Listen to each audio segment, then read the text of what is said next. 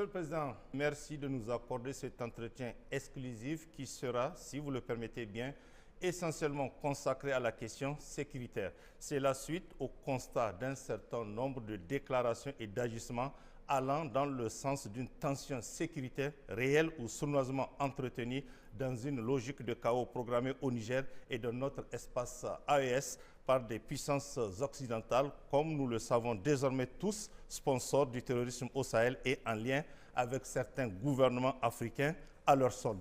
Monsieur le Président, j'ai envie de vous poser une question toute simple. Que se passe-t-il réellement sur le plan sécuritaire? Parce que les Nigériens ont eu l'impression, dans un premier temps en tout cas, que les aspects géopolitiques liés à la sécurité ont largement évolué en faveur de notre pays et de notre confédération AES. Il ne restait plus que les aspects opérationnels sur le terrain qui sont d'ailleurs pris en charge par nos FDS et les armées de l'AES en général. Nous avons eu l'impression que les Français et leurs alliés semblent avoir bien compris que désormais, nous, Nigériens, avons pris notre destin en main et que notre dignité et notre souveraineté ne seront jamais plus bafouées chez nous, qu'ils doivent par conséquent changer d'attitude et d'approche envers nous. Nous avons eu l'impression qu'ils semblent avoir bien compris qu'une guerre contre le grand peuple nigérien va se solder par un échec total. Par conséquent, ils ont bien intégré cette donne et que l'intervention militaire est loin derrière nous. Enfin, nous avons eu l'impression que la CEDEAO semble avoir bien intégré que la sortie des pays de la Confédération AES de leur communauté est un départ avec effet immédiat et qu'il est irréversible. Que se passe-t-il donc, Monsieur le Président, par rapport à toutes ces questions soulevées? Bonjour.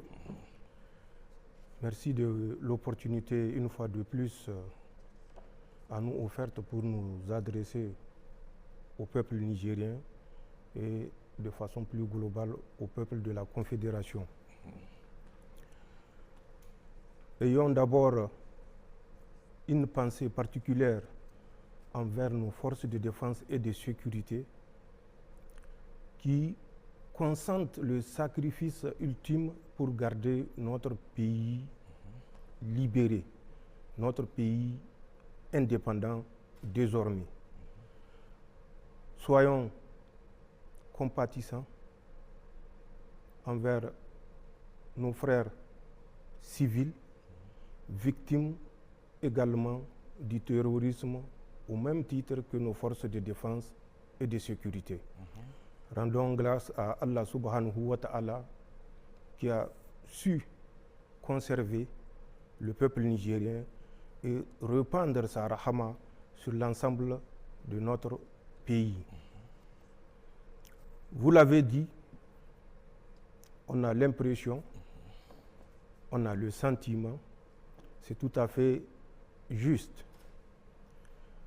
C'est juste puisque le Niger a osé pour la première fois, depuis le 26 juillet 2023, dire qu'il assume pleinement la sécurité de son territoire.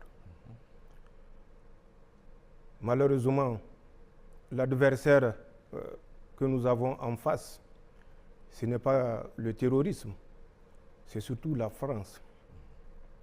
La France, habituée à disposer de tout au Niger.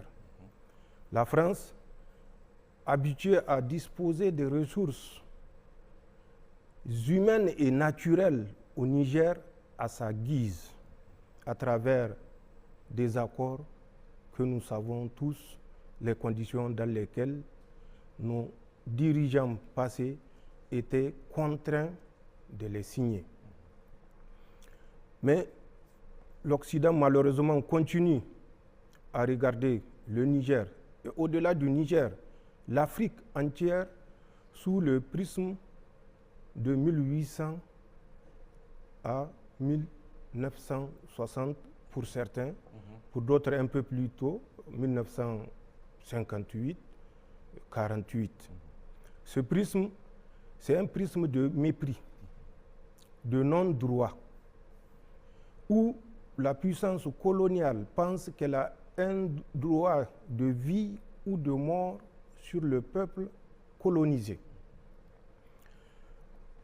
Le Niger a passé par plusieurs étapes, notamment avec la mission que nous appelons de reconnaissance en termes militaires, que les autres appellent naïvement des explorateurs, des ethnologues, de ceci, de cela.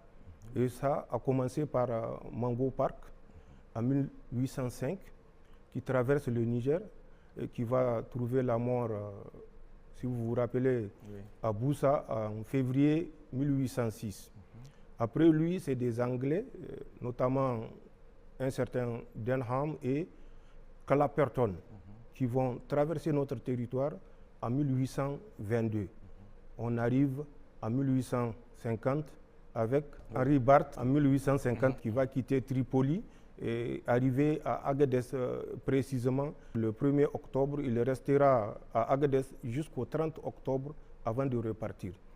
Après, ce sont d'autres missionnaires, notamment, vous vous rappelez, la fameuse place Monteuil. Oui. Mais avant Monteuil, il y avait Decker, il y avait Beau, il y avait un autre qu'on appelle Vergos, il y avait Touté, il y avait Hurst. Tous ceux-ci sont des envoyés précurseurs. Ils ont répertorié les peuples africains, ils ont répertorié nos coutumes et à travers ça, ils ont construit un cahier de route qui va servir de base à la colonisation de l'Afrique, en tout cas pour ce qui concerne le Niger, avec la tristement célèbre colonne Voulé-Chanoine en 1898 et qui fera entre Dogondoussi et Kouani, retenez bien, plus de 12 000 morts. Capitaine Paul Voulé et son médecin infirmier, je ne sais plus, Chanoine. Plus de 12 000 morts entre Dogondoussi et Kouani. Des femmes et des enfants pendus, courts, vivants, et pendus de sorte à rester en vie au moment où ils se faisaient dévorer par des hyènes. C'est ce que nous avons connu ici au Niger. Et c'est le prisme sous lequel la France a continué à nous considérer jusqu'au 25 juillet 2023. Je dis bien le 25 juillet parce que à partir du 26 juillet, les choses vont changer. Pour la France, avant le 26 juillet, aucun Nigérien n'a de droit. La nation nigérienne, c'est une république, il faut le dire, considérée comme une république bananière qui ne mérite autre chose que le mépris, où les ressources, puisque nous sommes des bananes, nous ne connaissons pas l'intérêt ni l'importance économique de nos ressources, où notre uranium était considéré avoir moins de valeur que de l'argile. Vous vous rappelez l'argile, où notre uranium rapportait à notre PIB moins de devises que le violet de Galmi.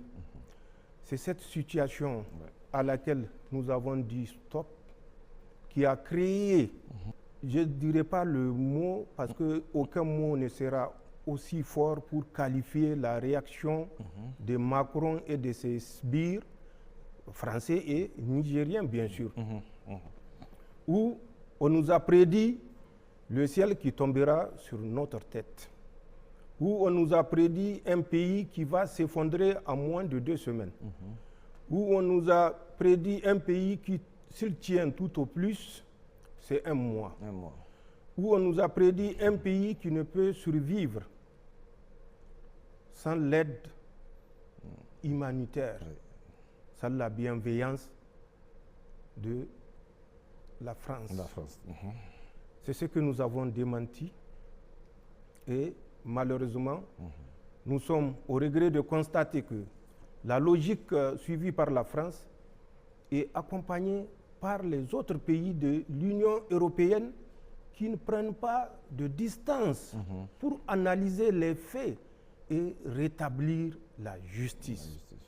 Mais nous sommes déterminés et c'est en ce sens que notre armée, nos forces de défense et de sécurité monteront en puissance pour prouver que notre sécurité est de notre responsabilité. Et cette responsabilité, c'est un devoir envers le peuple nigérien et nous l'assumerons en toute responsabilité. Voilà ce que je peux dire par rapport à cette première partie. La deuxième partie, effectivement, c'est toujours les événements du 26 juillet qui ont soulevé beaucoup de vagues, mais nous savons où partait notre pays. Et nous savons que si nous restons les bras croisés, notre pays n'existera plus. Et c'est pourquoi les forces de défense et de sécurité, pour la première fois, en toute responsabilité, ont décidé de s'assumer et de dire que c'est le sang des Nigériens qui sera versé pour le Niger. Aucun Français, même un simple écoulement de la Rhine, n'a perdu sa vie pendant les 12 ou 13 ans qu'ils ont passés au Niger. Même un seul vélo de l'armée française n'a sauté sur un engin explosif improvisé. Mais comment saurait-il en être autrement, puisque c'est eux-mêmes qui les enterrent avec leur suppôt. Donc nous sommes conscients de ça et nous sommes conscients de nos responsabilités.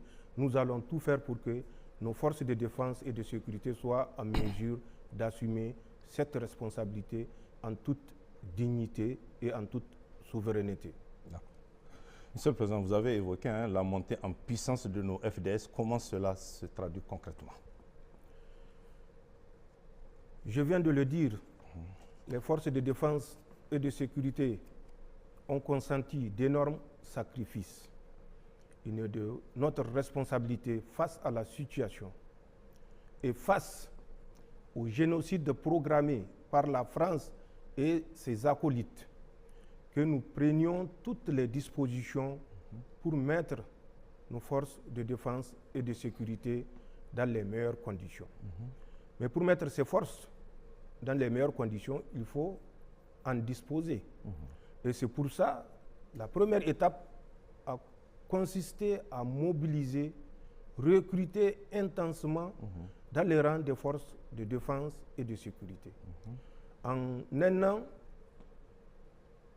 d'existence, le Conseil national pour la sauvegarde de la patrie a recruté plus de 25 000 hommes, que ce soit au sein des FAN, Forces armées nigériennes, que ce soit au sein de la gendarmerie nationale, que ce soit au sein de la garde nationale, que ce soit au sein de la police nationale. Nous avons recruté plus de 25 000 hommes. Les 25 000 hommes levés, ou pour certains en voie de levée, notamment pour ce qui concerne la force de protection et de développement, il fallait mettre un minimum de moyens matériels à leur disposition. Et pour ce faire, ce que nous avons dépensé, c'est plus de 150 milliards de francs CFA pour équiper, d'une part, et payer les arriérés que nous avons trouvés sur du matériel que le régime déchu avait pris à crédit, je le dis et je le répète, et que nous sommes, par devoir et par continuité de la République, nous sommes amenés à effacer les ardoises. Et nous l'avons fait, mais sachez que ce n'est pas facile. Ce n'est pas du tout facile dans un pays où, tenez-vous bien, les simples Toyota sont interdites d'être vendues au Niger.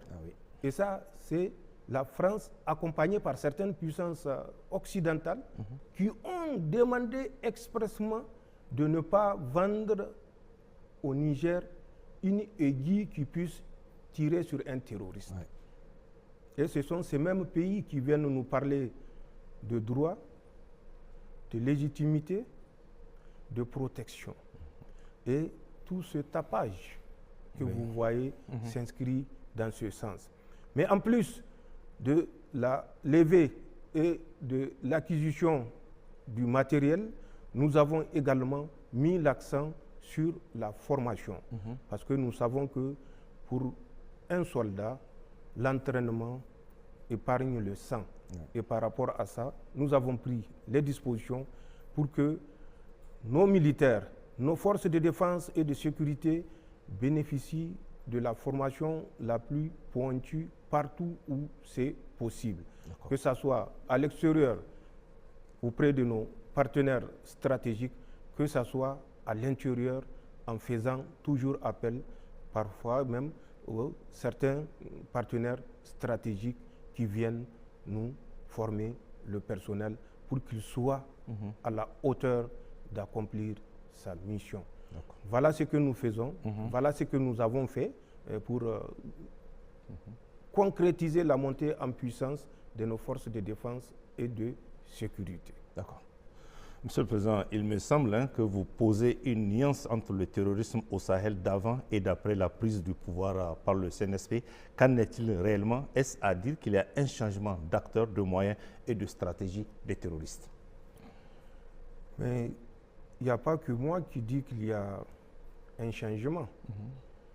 Tout Nigérien constate ce à quoi nous faisons face. Avant le 26 juillet, le terrorisme et les autorités nigériennes formaient une seule personne. Ce n'est pas moi qui l'ai dit.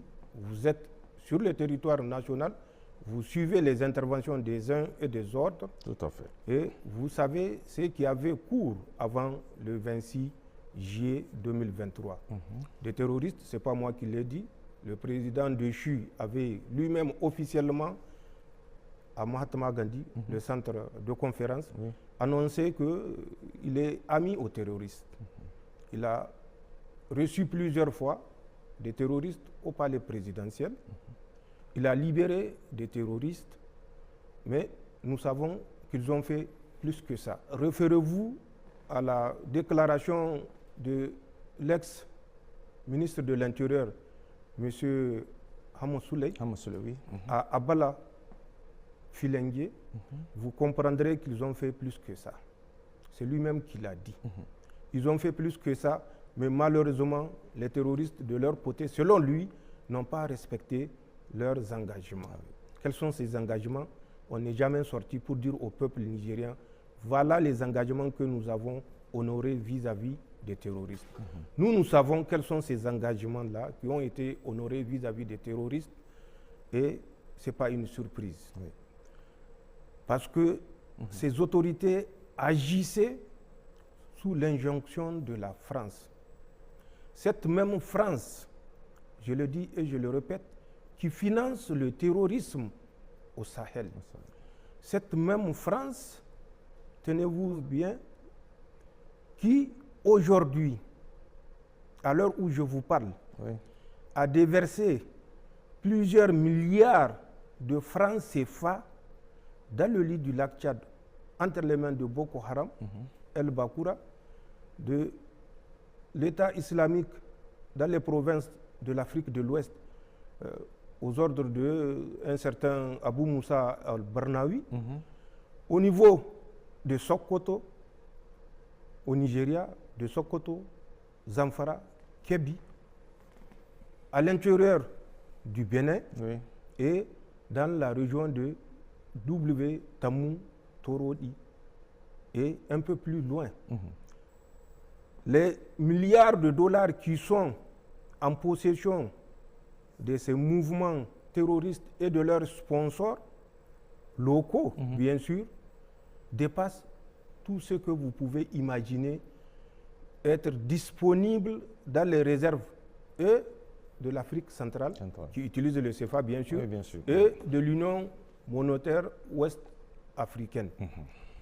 Les terroristes possèdent suffisamment de financement puisque le CFA est fabriqué par la France.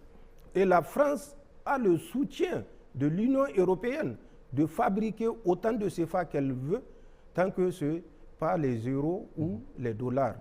Les CFA, quel est le pays africain qui fabrique les CFA? Qui a la planche à billets? C'est la France. Donc, c'est pour vous dire, le financement dont bénéficient ces mouvements terroristes est un changement majeur entre ce qui s'est passé au temps du régime déchu et ce qui se passe depuis le 26 juillet 2023. En plus du financement, il y a l'acquisition du matériel. L'acquisition du matériel, que ce soit également dans le lit du lac Tchad, que ce soit dans la région de Sokoto, que ce soit dans le nord Bénin, notamment dans le parc W, région de Porga, que ce soit dans la Pendjari, également, qui est une autre forêt, toujours à l'intérieur du Bénin, mais cette fois-ci frontalier avec le Togo. Togo, tout à fait. Que ce soit ici, à l'intérieur de notre territoire nigérien, que ce soit à l'intérieur du territoire burkinabé. Et des gens sont désignés et sont les points focaux des terroristes qui assurent la formation des terroristes à l'international.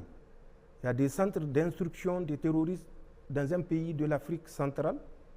Il y a des centres d'instruction des terroristes au sein de W côté Bénin par les forces spéciales françaises qui sont à Porga. Vous marchez 315 degrés sur 2 km, tout au plus, vous tomberez sur leur position à partir de Porga, que ce soit dans le Pendjari. Les autorités du Nigeria sont au courant. Je vois toute une tempête dans un verre d'eau, mais il faut plutôt reconnaître nos erreurs et éviter de jouer au jeu de l'Autriche qui se cache la tête quand elle voit le danger, en oubliant que la tête n'est que le 1/100 de son corps. Tout à fait. Au Nigeria, je le dis pour que ça ne donne sujet à aucune interprétation possible, Ahmed Aboubakar Roufaï, qui était le responsable de leur DGDSE qu'ils ont appelé National Intelligence Agency, et qui a été remplacé récemment en août, était le point focal pour la formation, l'acquisition, le financement du terrorisme, l'acquisition du matériel. Au Bénin, le ministre de l'Intérieur, il n'a qu'à répondre à la question en fin septembre. La commande de plus de 100 drones qu'ils ont lancés à travers un autre national, plus de 100 drones en Chine, les types DJI Matrix T-MAL, zoom 1200 à 1500 mètres, portée 15 à 30 km, selon le signal. Il n'a qu'à répondre où sont ces matériels, ce n'est pas au profit. Et c'est des matériels, des drones option militaire avec vision nocturne. Ce matériel a été distribué à des terroristes qui sont dans le Sokoto, le Zamfara, le Kébi, des terroristes qui sont dans le W, en collaboration avec les forces spéciales françaises, des terroristes qui sont dans notre zone du Gourma, et certainement au Burkina et plus loin au Mali, puisque nous avons suivi la répartition et ces individus n'ont qu'à répondre à leur peuple de la destination de ce matériel commandé que nous sommes prêts à prouver si besoin est. Mais je vous ai cité leur nom pour que personne ne pense que ce que nous disons, c'est juste pour nous dérober de nos responsabilités. Nous ne sommes pas habitués à nous dérober de nos responsabilités. Nous allons assumer nos responsabilités. Donc ces terroristes actuellement bénéficient de soutien matériel, soutien financier et soutien en formation de la part de la France, avec bien sûr la bienveillance des autres puissances occidentales. Parce qu'il suffit qu'ils disent à la France d'arrêter, je suis sûr que la France va arrêter. Mais puisqu'ils sont complices et que le Niger mérite une correction, il faut bien sûr encadrer les terroristes pour que, en fin de compte, le Niger tombe et qu'on prouve au monde, à l'Afrique et aux Nigériens en particulier, que nous ne sommes pas dignes de toute autodétermination, nous ne sommes pas dignes de nous assumer et que nous sommes que des incapables. Mais Allah subhanahu wa ta'ala est avec le véridique et Inch'Allah, ils vont échouer. D'accord. Monsieur le Président, c'est quand même grave ce qui se passe, mais qu'en est-il dans les détails de cette stratégie de déstabilisation pour que les Nigériens et le monde entier comprennent de quoi il s'agit? La stratégie de déstabilisation, elle est simple. Elle consiste, dans un premier temps, comme je l'ai dit, à financer, à équiper, à entraîner et à positionner des mouvements terroristes le long de la frontière de la Confédération. Pas seulement du Niger, mais de la Confédération. Parce que l'objectif étant la dislocation de la Confédération. En ce sens, qu'est-ce qu'ils ont fait? Les Français, avec bien sûr l'accompagnement de l'Union européenne, qui reste, malgré l'évidence, accrochée à la politique meurtrière et folle des autorités françaises, les Français ont positionné déjà le 25, je dis bien le 25, la nuit du 25 au 26 octobre 2023, du matériel dans le bassin du lac Tchad. Au moment où il s'est replié, où il s'est désengagé du Niger, en passant bien sûr par la voie terrestre qui nous liait avec la République sœur du Tchad. Oui. Ils ont pris contact avec les terroristes. Ils leur ont proposé, les terroristes de l'aile clan Bakura, avec Abou Oumaima, leur chef, et les terroristes de l'aile Iswap, avec Abou Moussa al-Barnawi comme leader.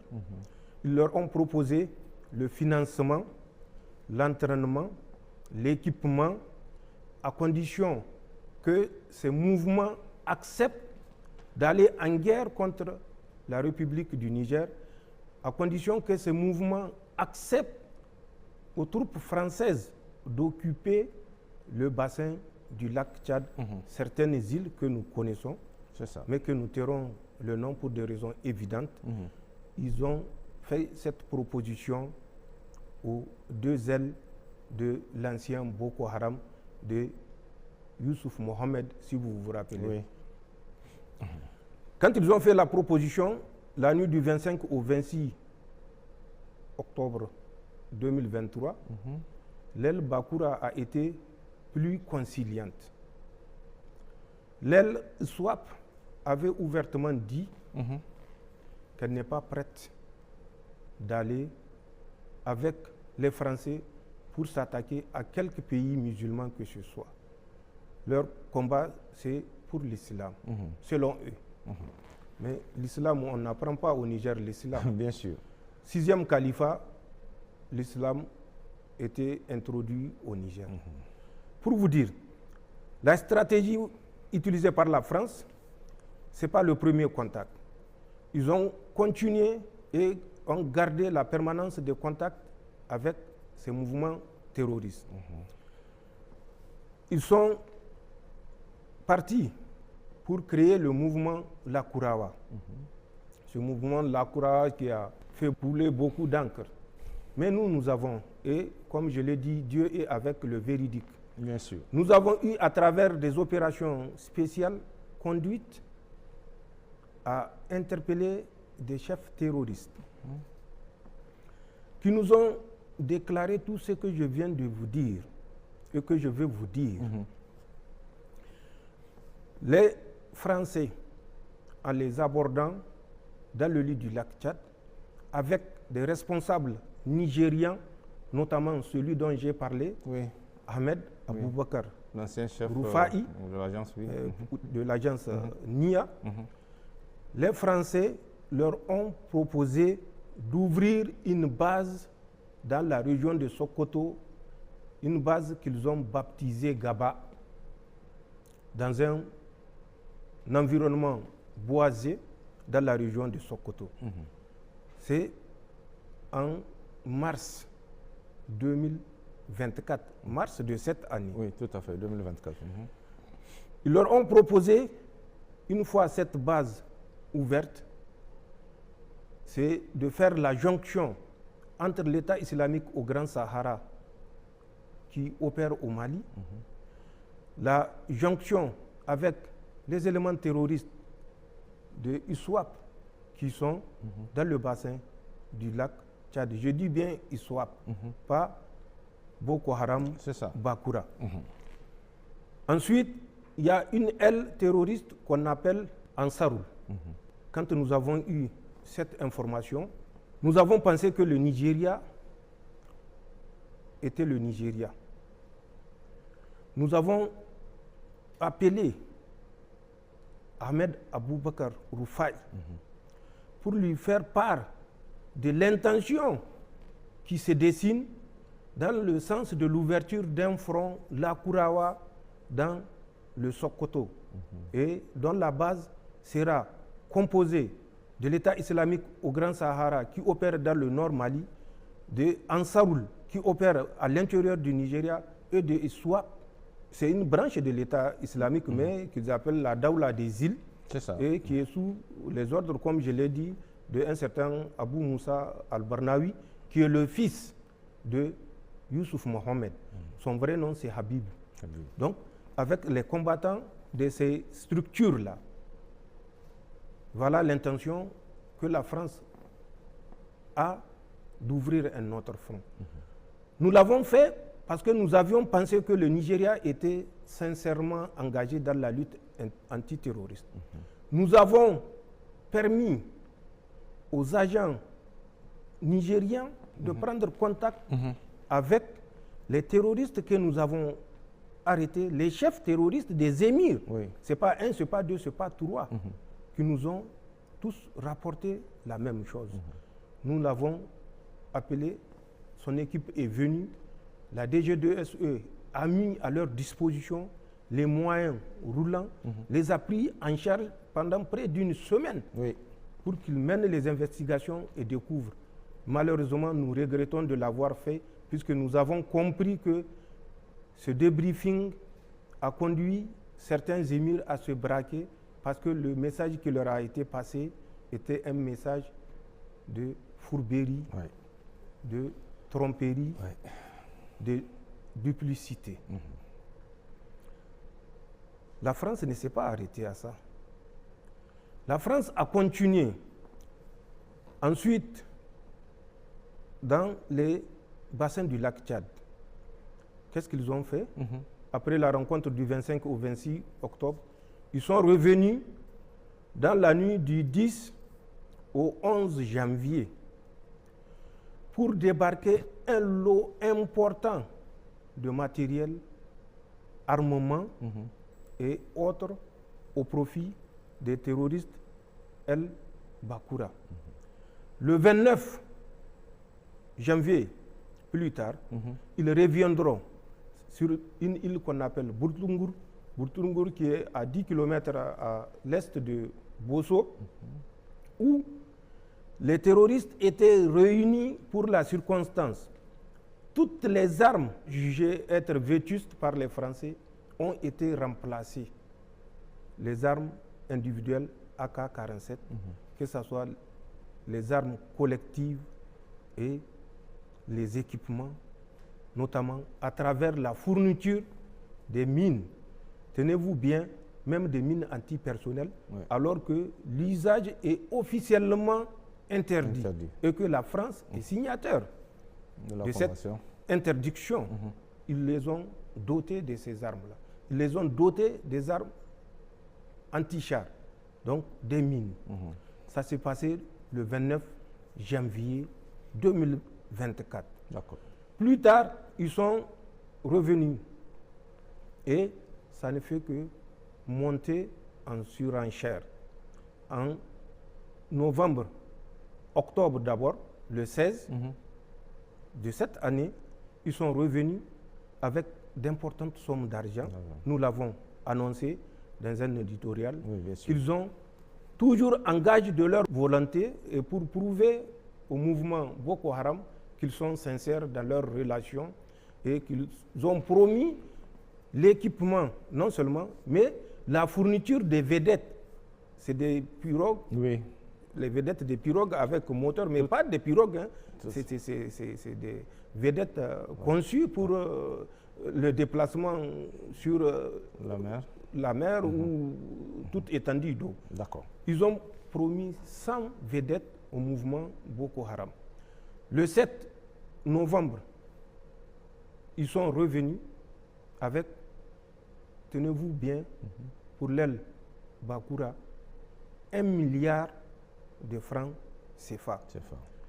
Pour l'aile réticente de ISWAP, ils ont promis 4 milliards de francs CFA s'ils acceptent seulement que les Français s'installent définitivement dans leur zone d'influence à l'intérieur du Nigeria. Puisque c'est une zone où j'ai servi et je connais particulièrement toutes les îles du bassin du lac Tchad, que ce soit du côté du Niger, que ce soit du côté du Nigeria, que ce soit du côté du Tchad. Nous avions manœuvré à pied pendant des mois en 1996 et en 1997. Donc c'est une zone que je connais parfaitement. Ils ont promis, si ISWAP accepte qu'ils s'installent, 4 milliards de francs CFA à l'État du Nigeria. Ils ont promis une somme. Je laisse le monopole au président Tinubu de dire combien les Français lui ont proposé pour s'installer dans l'État du Borno. D'accord. Ce n'est pas fini.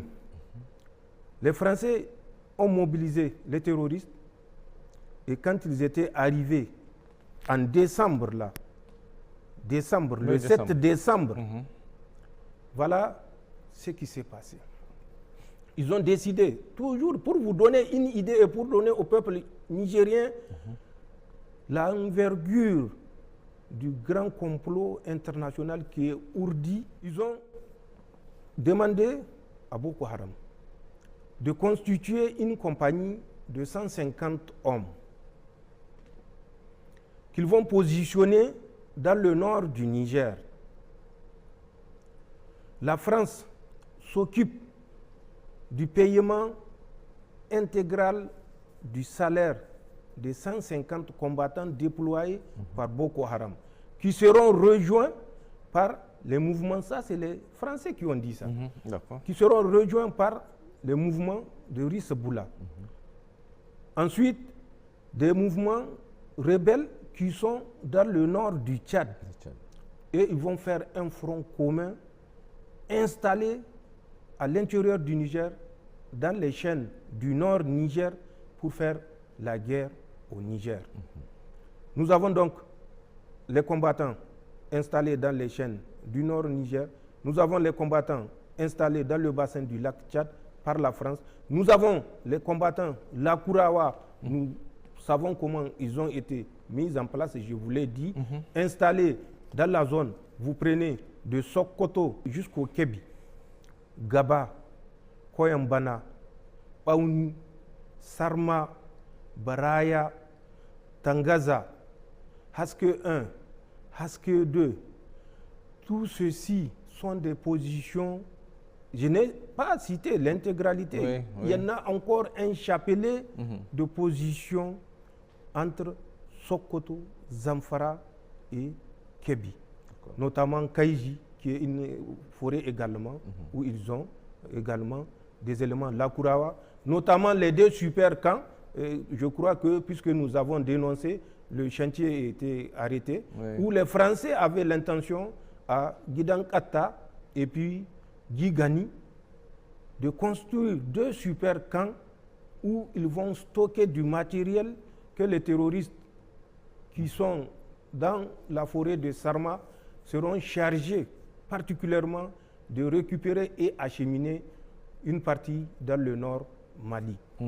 Nous avons à l'intérieur du Bénin, c'est une ceinture, suivez bien la description que je suis en train de faire. D'accord. Dans le nord Bénin, nous avons Porga, nous l'avons dit, nous l'avons répété.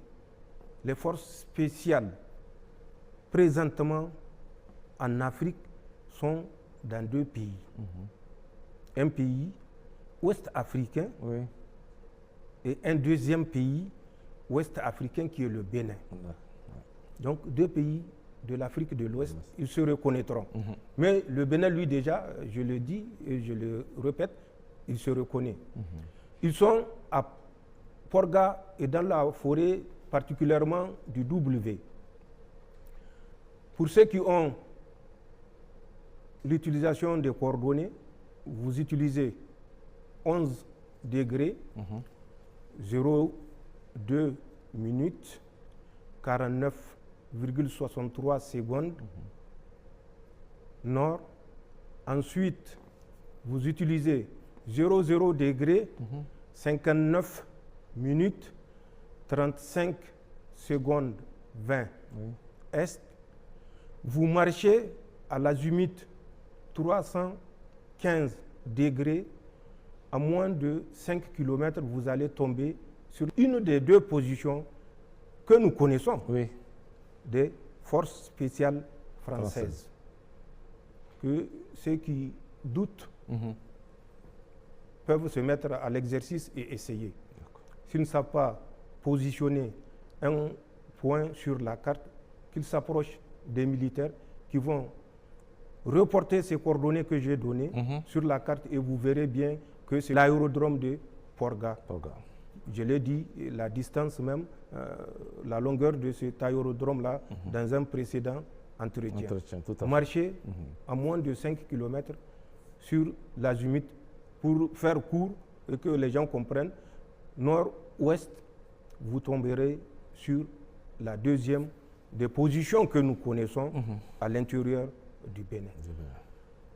Ces forces spéciales qui sont au Bénin sont chargées de l'encadrement, du financement et de la formation et équipement des mouvements terroristes, toujours tendant à ceinturer le Niger et les États de l'AES, la Confédération.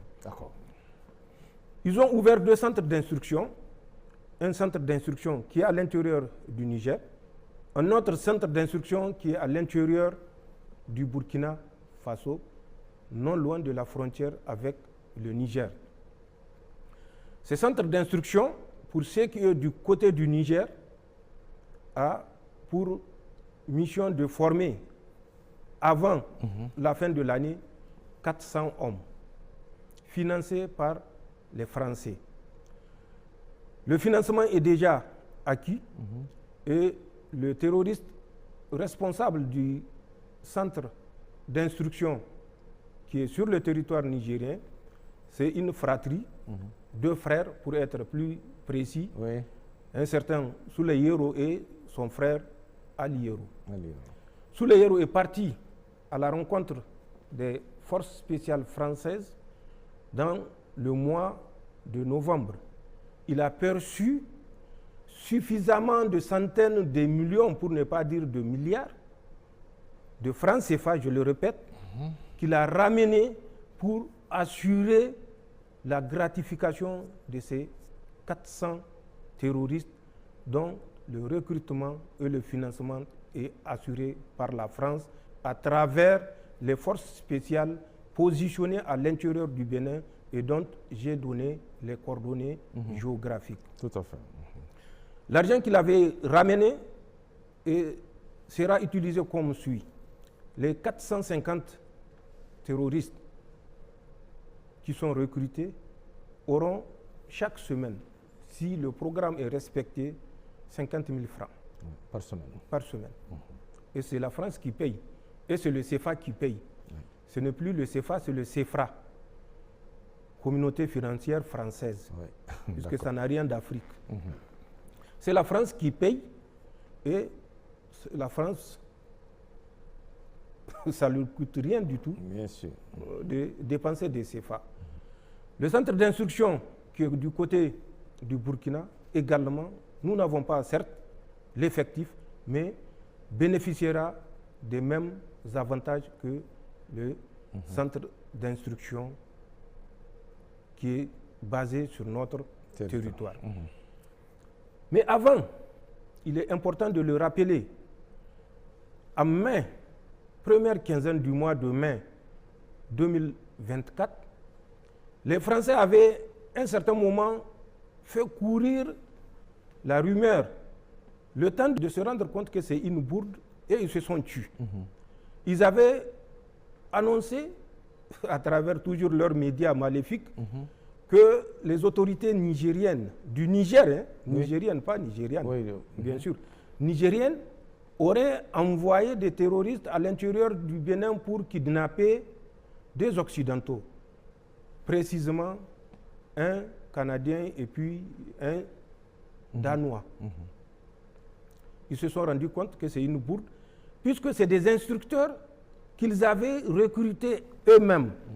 Maintenant, pour faire avaler le boa aux Africains, c'est le voleur qui crie au voleur. Ils se sont rendus compte que ça ne les sert pas. Et nous avons suivi ces deux otages entre parenthèses. L'évolution, je l'ai dit lors d'un entretien précédent, également de ces deux otages sur le terrain. Ces deux otages ont été mis à la disposition d'un certain Jafar Diko, qui est émir. Ces deux otages, entre parenthèses, avaient pour but de former dès lors les mouvements terroristes. Je vous parle de mai 2024.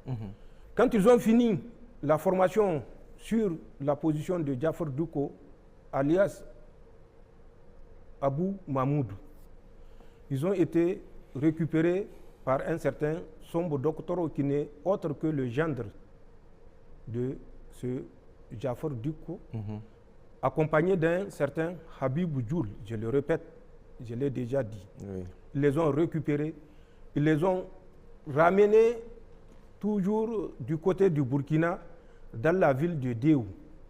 Nous suivons leur mouvement, nous étions informés au jour le jour de leur mouvement, au jour le jour de ce qu'ils dispensent comme cours au profit des terroristes, et au jour le jour de la progression de leur macabre plan.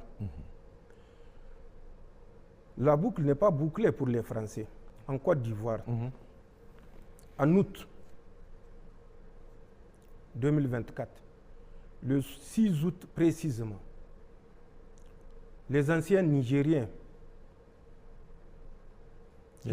Des anciens Nigériens, vous dites? Oui, des anciens Nigériens. Vous avez suivi la déchéance de leur nationalité. Je reviendrai là-dessus sur certains experts qui polémiquent sur cette déchéance de nationalité. Donc, ont été convoqués à une réunion à Abidjan. 8 représentants des déserteurs nigériens, des fuyards nigériens, étaient arrivés à Abidjan le 6 août. La rencontre qui devait avoir lieu le 8 du mois d'août était une rencontre de haut niveau.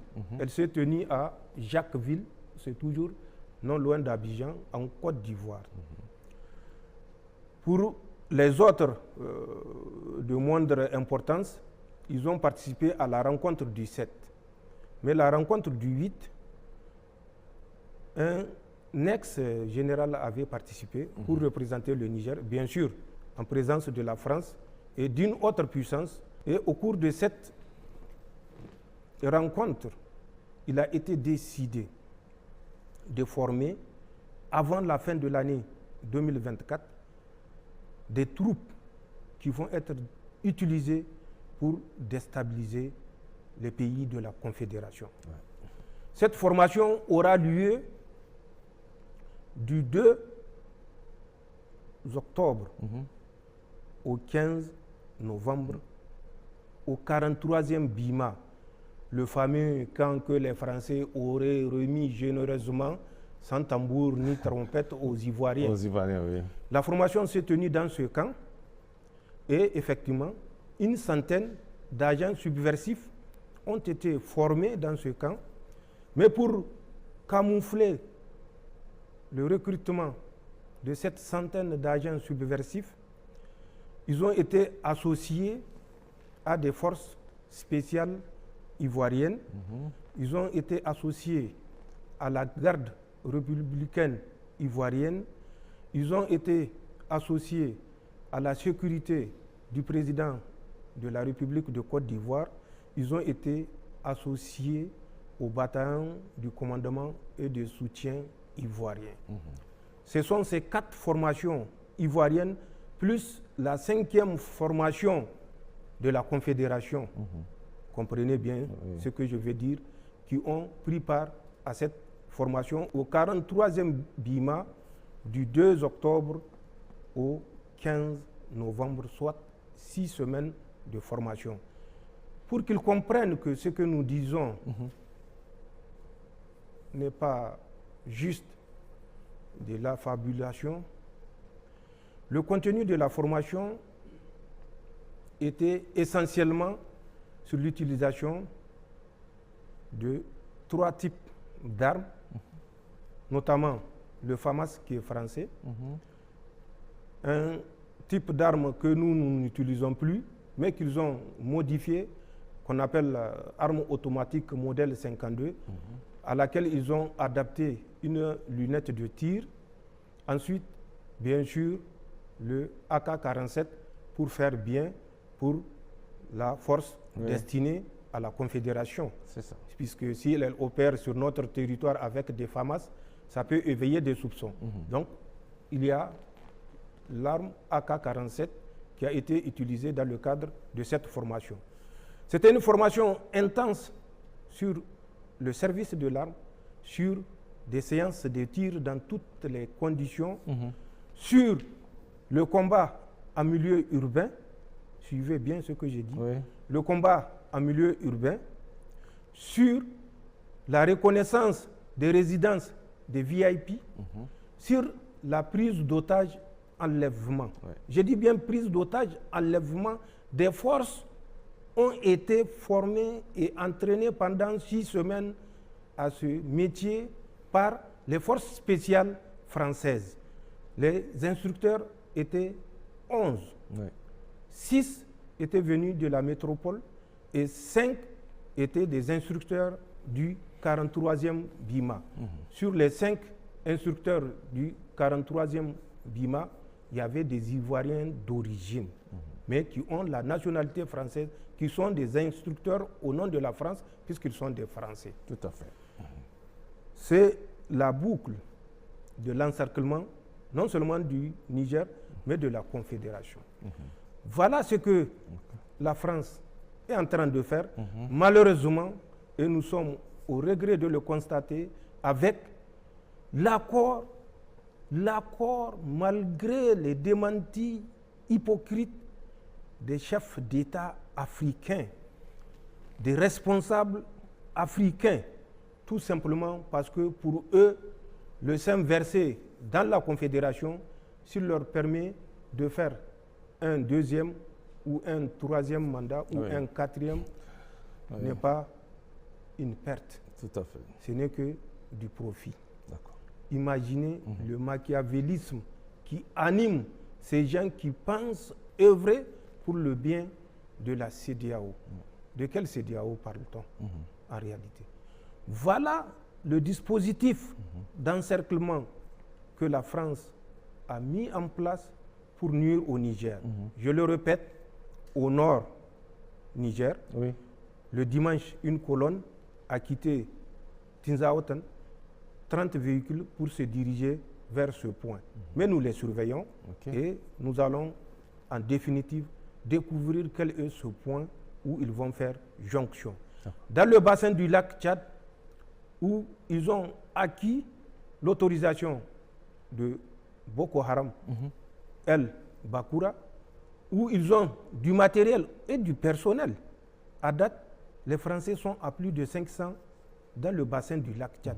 J'ai dit bien dans le bassin du lac Tchad, pas à l'intérieur exclusif du territoire du Tchad, non, dans le bassin du lac Tchad, plus de 500. La seule difficulté pour eux, c'est ISWAP, je l'ai dit, qui n'est pas encore convaincu.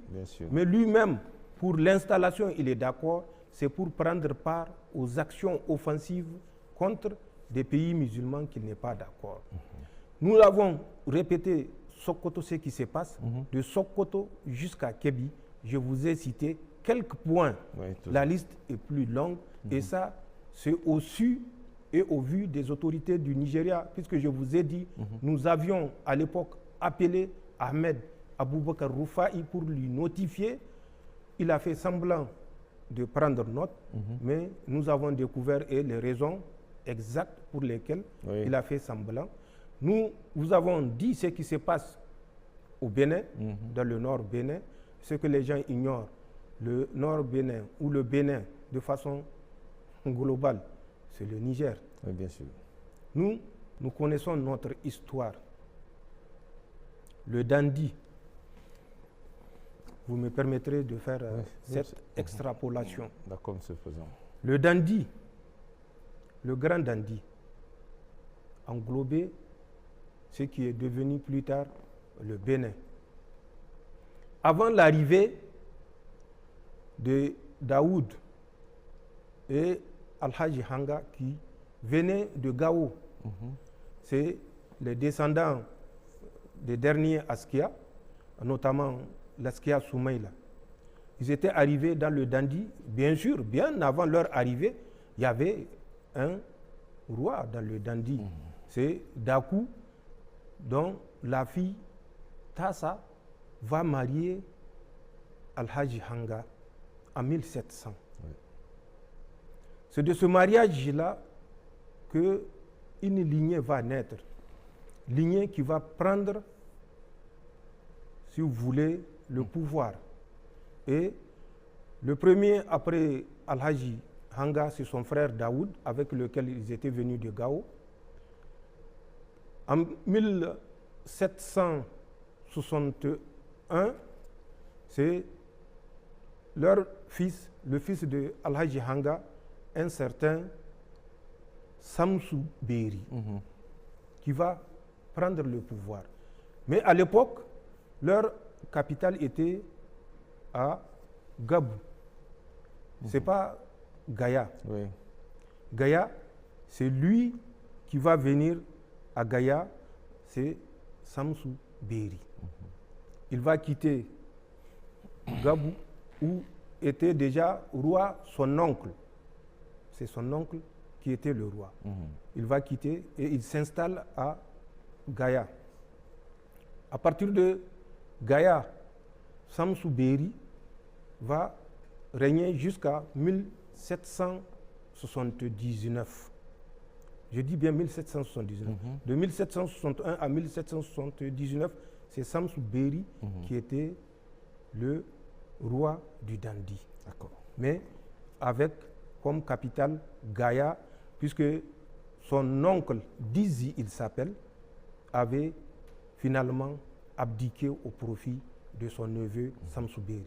Samsou Beri préparait une opération pour repartir, prendre la revanche, parce que pour lui, ses arrière-grands-pères ont été expulsés de Gao. Il était dans les préparatifs, puisque c'est quelqu'un quand même qui a guerroyé et qui a rétabli la grandeur du dandy. Il était dans les préparatifs d'une guerre contre le Gao quand il décéda. Il sera remplacé par un certain Hargani. Hargani va prendre le pouvoir, succéder à Samsou Beri de 1779 à 1793. Il sera renversé par son neveu qui s'appelle Fodi Maïrounfa. Fodi Maïrounfa renverse son oncle Hargani en 1793. Une guerre civile va s'en suivre de 93 à 98. Guerre au cours de laquelle, malheureusement, Hargani sera tué. Et quand Hargani sera tué, sa famille va traverser le fleuve et s'installer à Karimama pour former la deuxième royauté à Karimama, mais qui reconnaît quand même la souveraineté de Gaïa. Cette famille va former l'aile. Plus tard, Fodi Maïroumfa aura des difficultés avec un de ses oncles, Samsou Kaina, également, qui va rentrer en conflit avec Fodi Maïroumfa. Et suite à la confrontation inévitable, les descendants de Samsou Kaina vont dans un premier temps rejoindre la famille de Hargani à Karimama avant que la localité de Madekali, 20 km de l'autre côté, à l'intérieur du territoire béninois. Et c'est là où sera la troisième lignée et le Dandi sera réparti en 3 principautés, mais dont la souveraineté est du Dandi côté Gaïa. Donc la famille de Samsou Beri, à travers son fils Fodi Maïroumfa, qui va décéder en 1805, restera à Gaïa. La famille de Hargani, qui a traversé et s'installé à Karimama, va régner à Karimama. Et la famille de Samsou Kaina, qui a, à partir de Karimama, continué sur Madekali, va régner à Madekali. D'accord. Et c'est ce qui s'est passé et c'est l'histoire. Mais avant ça, vous avez connaissance de 1505 avec Askia Mohamed, le Bariba et tout le reste du Bénin. Nous sommes frères. Nous connaissons l'histoire, donc nous ne disons rien pour nuire à qui que ce soit, mais nous ne pouvons être responsables devant l'histoire également par excès de gentillesse, par excès de compréhension, être à la base de la dislocation complice de notre pays, encore moins de notre confédération. Donc, c'est les manœuvres initiées par la France à travers le positionnement de ces mouvements terroristes dans le nord Niger, dans le bassin du lac Tchad, dans le Sokoto, le Zamfara, le Kébi et dans le nord Bénin à travers les forces spéciales. Et puis cette dernière formation dont je vous ai parlé et qui a eu lieu du 2 octobre au 15 novembre au 43e BIMA et dont l'aboutissement a été la formation une centaine d'hommes au profit de la Confédération et qui vont s'occuper de la Confédération au moment opportun. Et c'est ça l'objectif du 15 décembre qui n'a pas été atteint.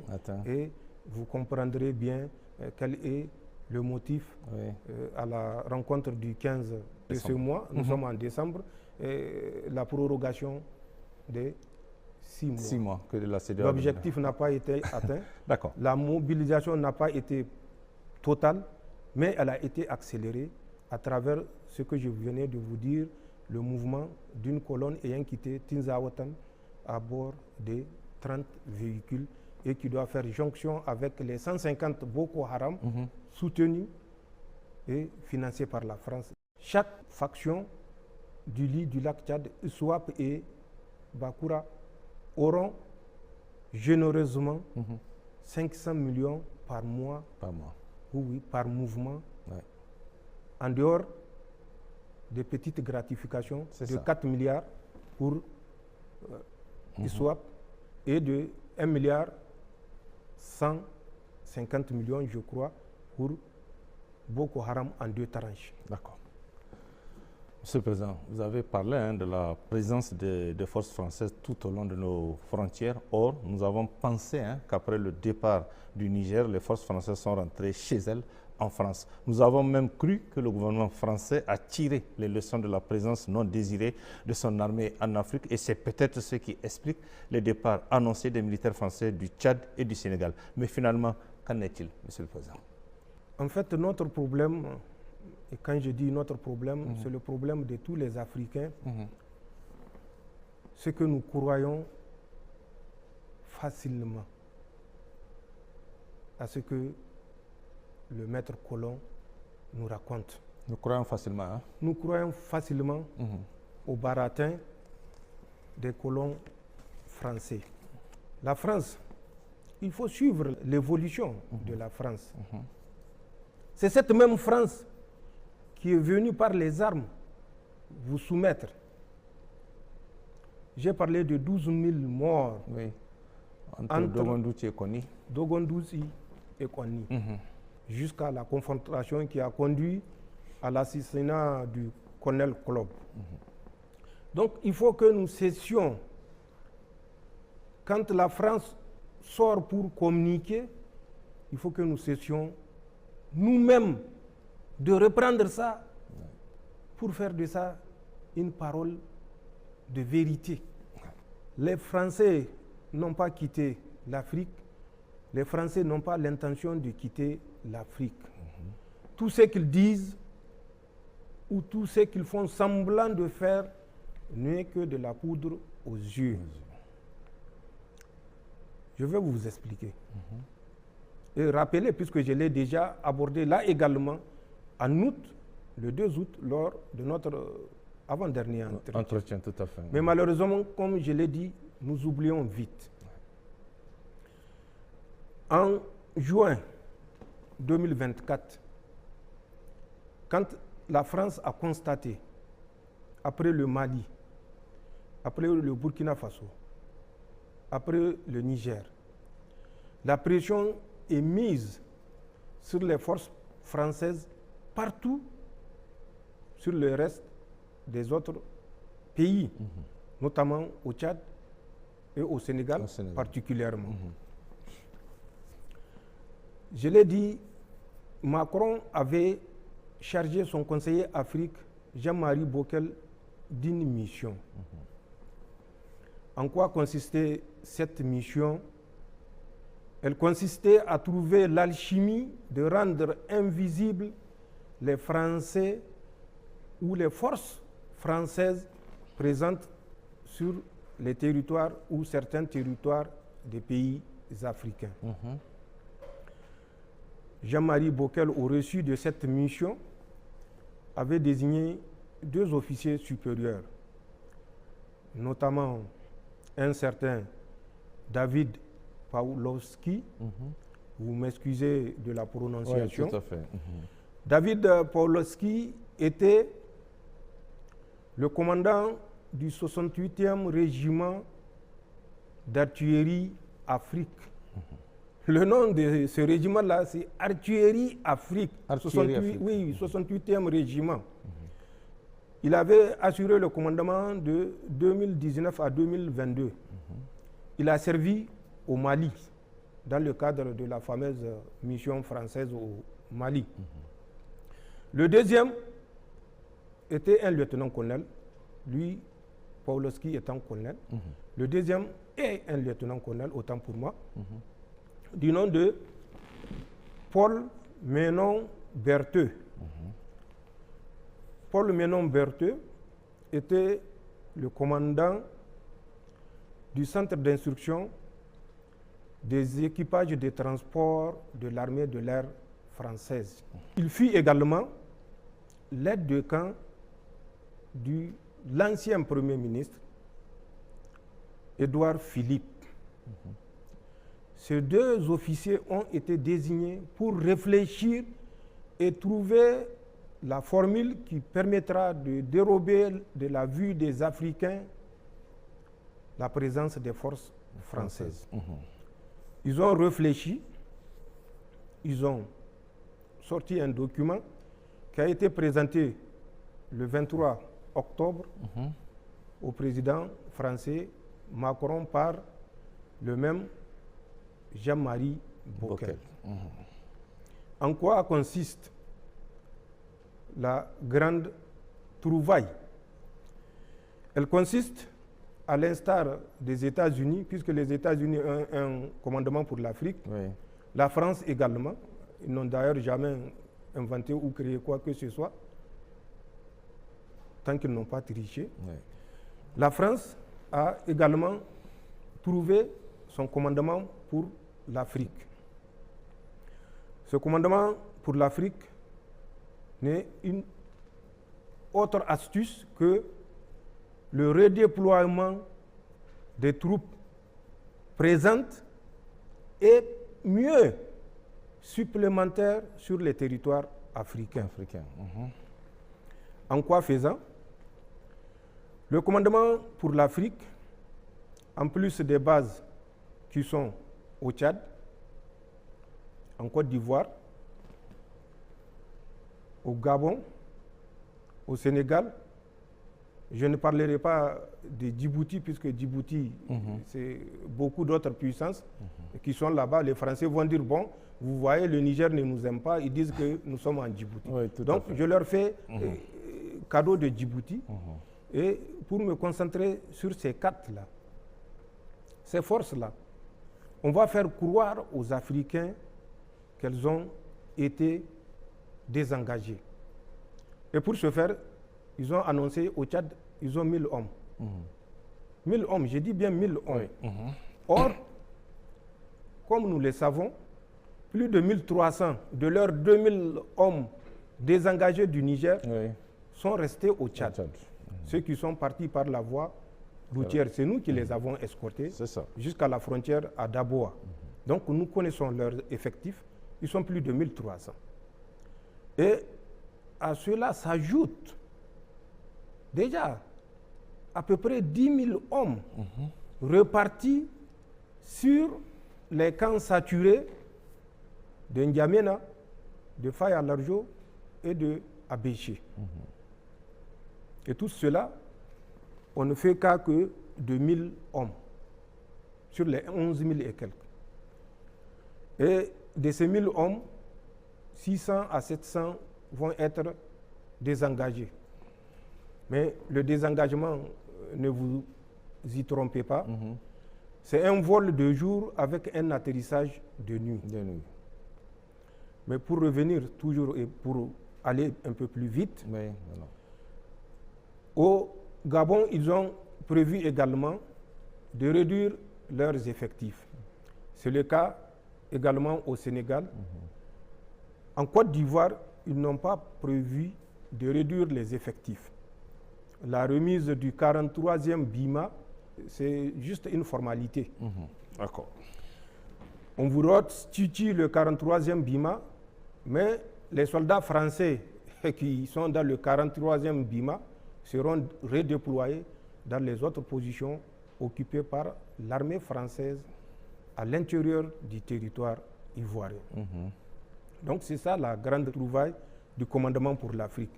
Mais mieux, ils ont désigné 6 pays où ils vont déployer des forces spéciales ou des forces particulières, pour ne pas dire forces spéciales. Ces 6 pays de l'Afrique, ce n'est pas moi qui le dis, c'est dans le rapport que Jean-Marie Bockel a présenté le 23 octobre à Emmanuel Macron comme stratégie pour rendre les Français, militaires français, invisibles en Afrique. 6 pays, notamment la Guinée, où ils ont déjà une force spéciale, le Bénin, où ils ont une force spéciale également. Ensuite, le Congo, c'est leur projet. Le Congo-Brazzaville, où ils vont déployer un contingent français. La République démocratique du Congo, ils vont également déployer un contingent français. La Mauritanie, où ils vont déployer un contingent français. Le Cameroun, où ils vont déployer un contingent français. Il faut que ça soit clair. En dehors du Bénin et de la Guinée, où c'est confirmé la présence des forces spéciales françaises, les autres pays, je parle du programme commandement pour l'Afrique et ce que les Français ont prévu. C'est un projet. Les autorités de ces pays sont au courant ou non, je n'en sais rien. D'accord. Mais voilà le redéploiement envisagé. Ensuite, pour les pays anglophones, le Ghana et le Nigeria. Ils ont présentement, et c'est à travers cette cellule qu'ils sont en train de nous nuire, ce qu'ils appellent une mission de défense. Cette mission de défense va évoluer toujours conformément à la grande trouvaille en détachement de liaisons interarmées qui sera d'un effectif de 100 à 150 hommes par pays. Donc le Ghana et le Nigeria. Ce détachement de liaison interarmée aura pour mission, en cas de crise dans un pays, de servir de pont aux troupes françaises qui seront déployées dans ce pays en crise. Toujours à revenir pour jouer ce jeu de la gendarmerie nationale africaine. En dehors du Ghana et du Nigeria, où ils vont évoluer de la mission de défense en détachement de liaison interarmée, ils ont également prévu 3 autres pays qui sont la Tanzanie, la Namibie et le Botswana. Le commandement pour l'Afrique va déployer des militaires français en Tanzanie, en Namibie et au Botswana. Donc, de 4, à quoi on va aboutir? À une vingtaine de pays où les Français vont s'installer. Est-ce qu'on peut, en toute rationalité, parler de retrait des troupes françaises? Quand en plus des 4 pays, il y a une quinzaine d'autres pays qui s'ajoutent, et qu'on nous fasse croire que la France est dans les dispositions de retirer ses forces d'Afrique, la France est dans les dispositions de laisser les pays africains s'autodéterminer, tout dépendra de notre détermination à nous imposer. Comme le disait le roi Faisal bin Abdul Aziz, Allah lui accorde sa rahama,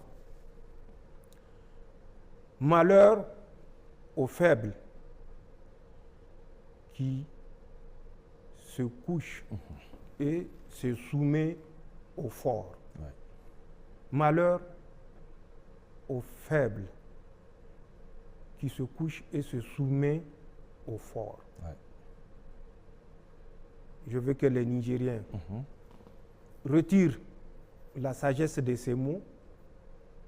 Je veux que le peuple de la Confédération retire la sagesse de ces mots pour comprendre le combat qui est devant nous.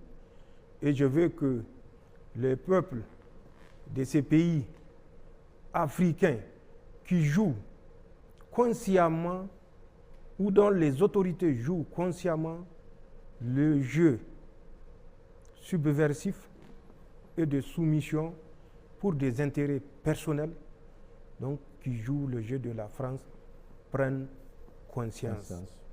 Malheur aux faibles qui se couchent et se soumettent aux forts. D'accord. Voilà ce que le redéploiement veut dire. D'accord. Ce que nous appelons dans la grande cour du Moro Naba le faux départ. C'est un faux départ. Les Français vont renforcer leur position. C'est l'objectif et c'est le résultat de plusieurs mois de recherche à travers ces 2 officiers supérieurs, certainement qui ont fait appel à des personnes ressources.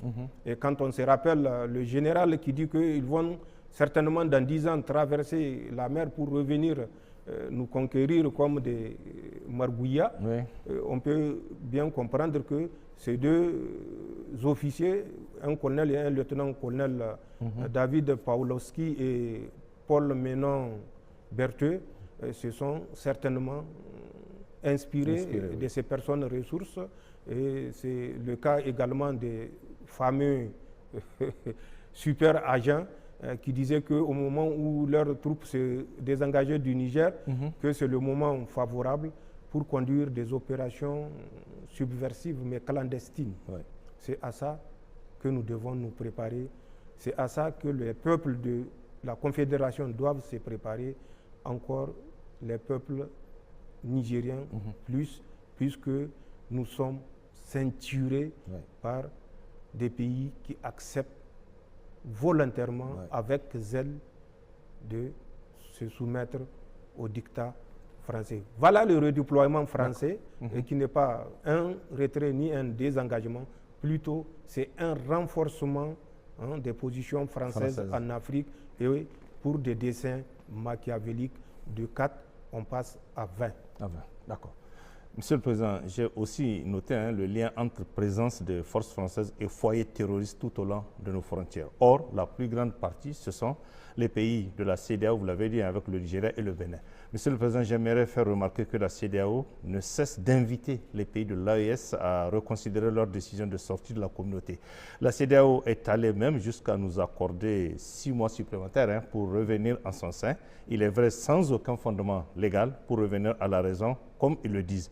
Il ne serait pas sincère. S'agit-il également d'un jeu sournois pour vous? Je le dis au début, nous sommes loyaux et fidèles en amitié. La CEDEAO a cessé d'exister depuis 1990. Ce n'est plus la CEDEAO. C'est juste une marionnette entre les mains des puissances occidentales. Toute cette grande théorie de démocratie, d'action humanitaire, de partenariat au développement n'est que de la poudre aux yeux. La CEDEAO est vidée de sa substance que les pères fondateurs lui ont insufflée. Nous avons, pour faire court, une coquille vide. Dans la parole et dans les gestes, la CEDEAO ne reflète aucune préoccupation des peuples ouest-africains. La CEDEAO est le bras de la légitimité que les puissances occidentales utilisent pour nous maintenir sous domination, pour garder nos matières premières à leur portée et leur usage à leur guise. Nous remercions la CEDEAO pour ce bonus de 6 mois, mais nous disons à la CEDEAO que depuis le 28 janvier 2024, nous ne sommes plus membres de la CEDEAO. Et ça, c'est de façon irréversible. C'est de façon irrévocable. Ils ont dit par rapport au texte, nous avons jusqu'au 29 janvier 2025 pour revenir à la raison, comme si, de la même façon qu'ils ont perdu la raison, ils pensent que nous avons perdu la raison. Nous sommes lucides. Le drame de la CEDEAO, je l'ai dit, c'est 2-3 chefs d'État qui sont prêts à verser le sang de ceux qu'ils qualifient de frères et qui ne sont nullement leurs frères, qui sont prêts, dis-je, à verser le sang de leurs frères, entre parenthèses, pour se maintenir pour un 2e mandat, un 3e mandat et un 4e mandat. Cherchez à découvrir quels sont ces chefs d'État qui sont dans cette logique. Vous découvrirez de qui je parle. D'accord. Mais nous, le délai bonus de 6 mois ne nous engage pas. C'est un non-événement. C'est plus qu'un non-événement, puisque c'est un événement qui n'a pas eu lieu pour nous. D'accord. Pour qu'il soit un non-événement, il faut qu'il existe. Il faut qu'il se passe.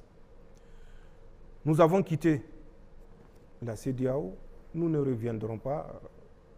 Nous ne sommes pas, comme l'a dit le roi Faisal, Abdul Aziz, paix à son âme, nous ne sommes pas ces gens-là, ces faibles-là, qui acceptent de se soumettre et de se coucher devant le fort. Nous avons fait un choix mûrement réfléchi. Nous savons où est l'intérêt de la Confédération, où sont les intérêts de nos peuples du Sahel, et nous savons les intérêts que défendent ces puissances occidentales. Ce n'est pas pour faire notre prospérité. Si ces chefs d'État, pour les raisons que je viens de dire, concèdent aux puissances occidentales, eh bien, que ces chefs d'État leur concèdent leur territoire pour qu'ils exploitent à merveille. Mais ça ne sera pas chez nous et ça ne sera pas dans la Confédération. Et ça, c'est une certitude. Que ceux qui acceptent de se soumettre au fort se soumettent. Nous avons fait un choix. Nous savons que c'est un choix difficile. Et nous avons pour devoir moral de tenir tous ensemble face à ce choix difficile, face à ce choix où c'est une question de survie pour nous. De la même façon qu'il est une question de survie pour la France, que vous voyez déjà, l'uranium qui lui manque a provoqué une certaine situation catastrophique où des familles sont condamnées à fouiller dans des poubelles. Oui. Face à ça, vous croyez que la France nous laissera tranquilles? Il faut être naïf pour le croire. Et je l'ai dit, nous ne sommes pas naïfs. Nous laissons la CEDEAO qui a fait ce choix de la naïveté à continuer dans cette naïveté. Le bonus ne nous engage en rien. Nous sommes résolument et nous sommes déterminés à poursuivre notre chemin pour le bonheur de nos populations. Bonheur basé sur la souveraineté de nos ressources naturelles et sur la souveraineté également de notre labeur, puisque jusqu'au 25 juillet, les Nigériens travaillent pour la France. Les ressources nigériennes appartenaient à la France. À la France. Donc, nous avons fait un choix, nous nous assumons. Et nous appelons l'ensemble des peuples africains conscients, l'ensemble des peuples africains qui ne sont pas prêts à se soumettre au plus fort, de rester avec nous et d'être avec nous. D'accord. Monsieur le Président, pour finir cet entretien, quel sera votre message à l'endroit du peuple nigérien et de nos concitoyens de l'AES? Message ou les messages que j'adresserai au peuple nigérien et au peuple de la Confédération, et au-delà, au peuple africain, sont les suivants. Pour les Nigériens, nous suivons certaines personnes qui pensent que le contexte est un contexte qui prête à des positions partisanes, un contexte qui prête à des positions dilatoires. De Nigériens qui pensent que c'est le moment de jouer aux apatrides. C'est vrai, ils l'ont fait.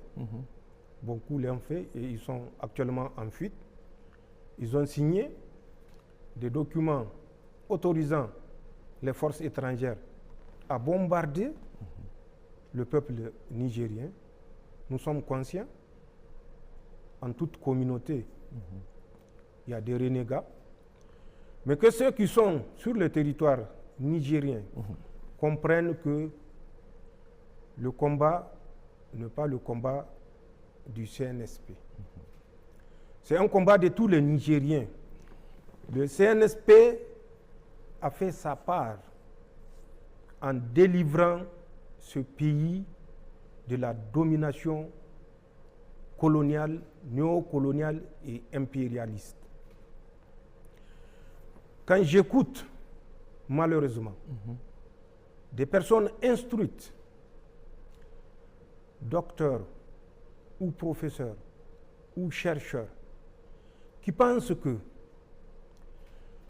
le simple fait, par exemple, de déchoir ces renégats qui ont incité à détruire le Niger de leur nationalité, que cela est un acte d'injustice. Je me dis que le Niger a malheureusement des jours sombres, puisque, pour un peu caricaturer, c'est un aveugle qui est guidé par un autre aveugle plus aveugle, parce que non seulement il est aveugle, mais il est sourd et muet.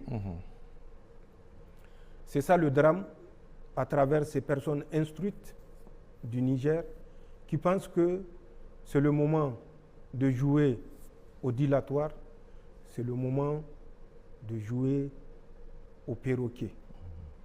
Nous avons des citoyens, des concitoyens qui sont partis à l'extérieur pour ternir l'image de nos forces de défense et de sécurité, qui se sacrifient depuis plus de 13 ans contre le terrorisme pour maintenir ce pays entier, pour maintenir ce pays stable, pour maintenir ce pays uni, pour maintenir ce pays solidaire.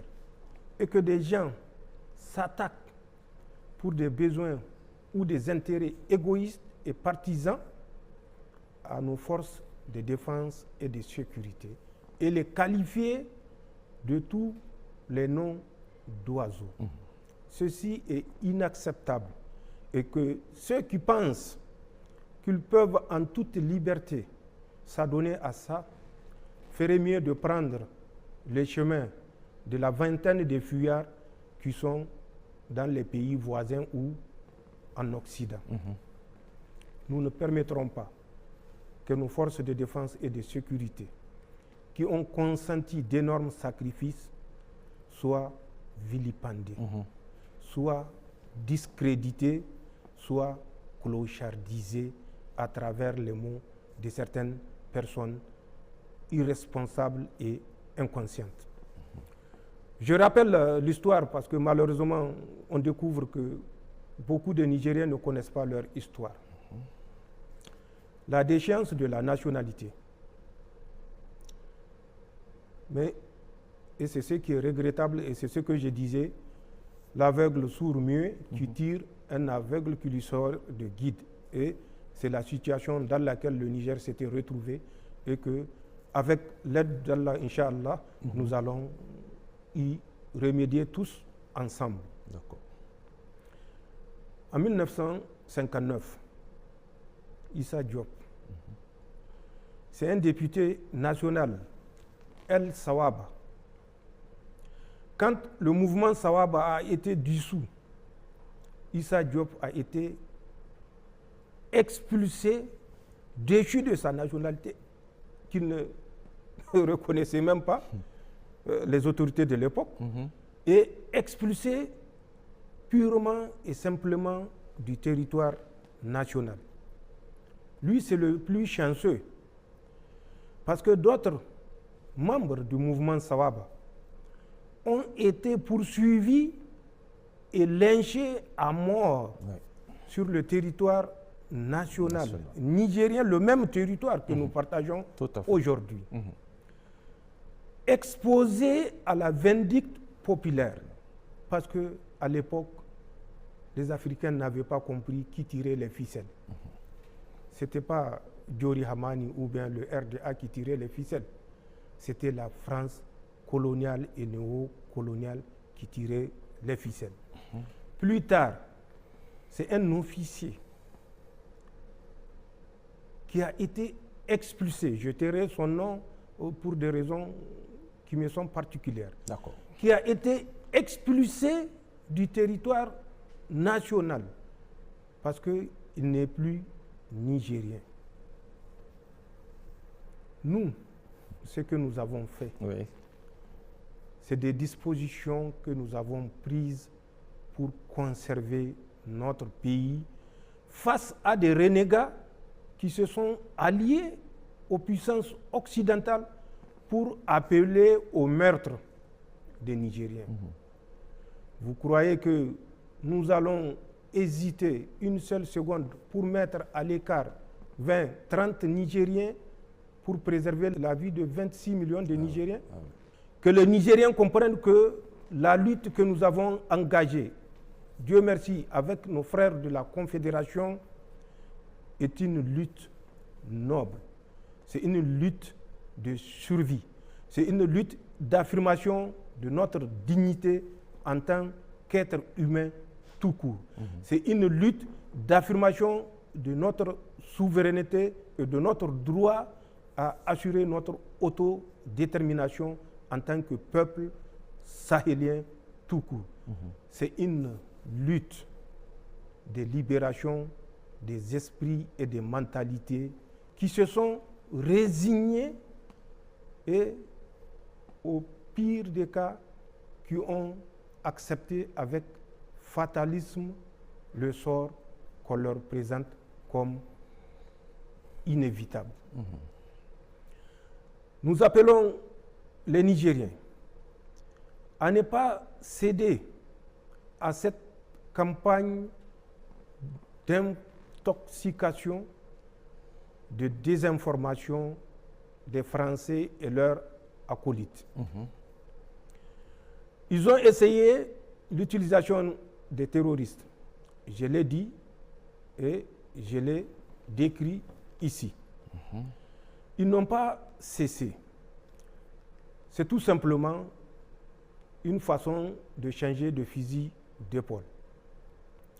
Face à l'unité des forces de défense et de sécurité, appuyées par un peuple vaillant, il faut passer par la désinformation pour nous diviser. Et c'est ça qui avait cours ces derniers temps que vous constatez et que j'appelle les Nigériens à faire preuve de discernement.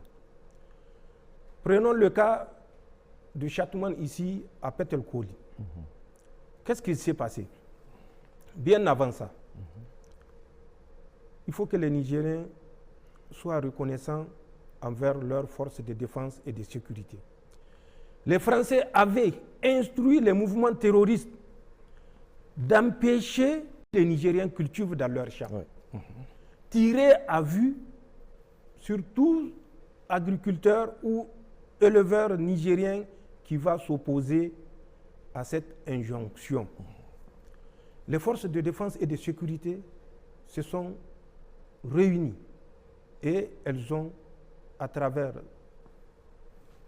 des planifications harmonisées, monté plusieurs opérations, dont entre autres celle de la zone Nia, qu'on a appelée la Kalkanei, et qui avait pour objectif de permettre, coûte que coûte,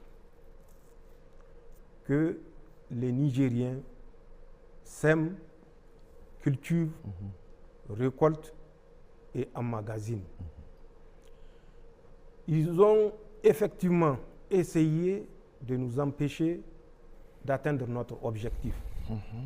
Allah subhanahu wa ta'ala est avec les justes et les forces de défense et de sécurité ont consenti d'énormes sacrifices, que ce soit ici du côté de la rive droite, que ce soit dans la zone Al-Bahaw, qui est une partie de la région de Tilaberi, que ce soit dans la zone de Chara, qui est la zone de Tawa, que ce soit dans la zone de l'opération d'Amissa, qui est dans la région de Dosso, que ce soit une partie de Tawa également, que ce soit dans la zone de Frauta Bouchia, qui est dans la région de Maradi, ou que ce soit au niveau du secteur 4, la région de Difa, les forces de défense et de sécurité se sont mobilisées pour permettre aux Nigériens d'aller au champ et de produire. Les Français ayant échoué n'ont pas abandonné.